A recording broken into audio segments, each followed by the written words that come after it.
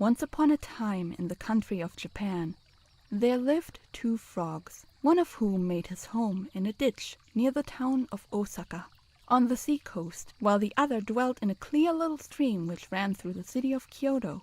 At such a great distance apart, they had never even heard of each other.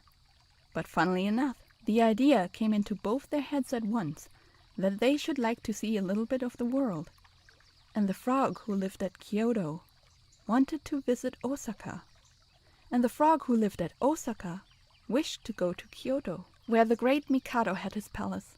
So one fine morning in the spring, they both set out along the road that led from Kyoto to Osaka, one from one end and the other from the other.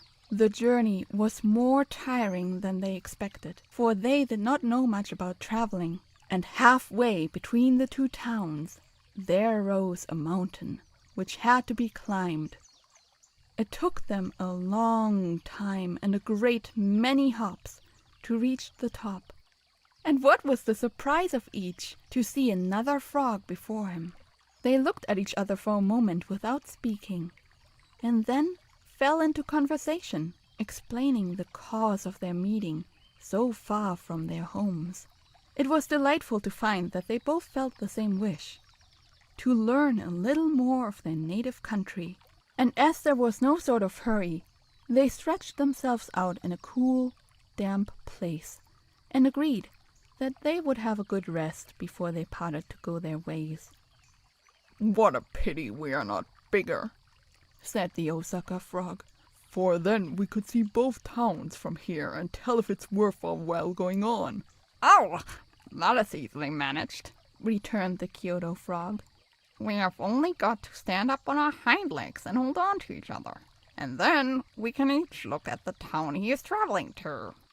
This pleased the Osaka frog so much that at once he jumped up and put his front paws on the shoulder of his friend, who had risen also.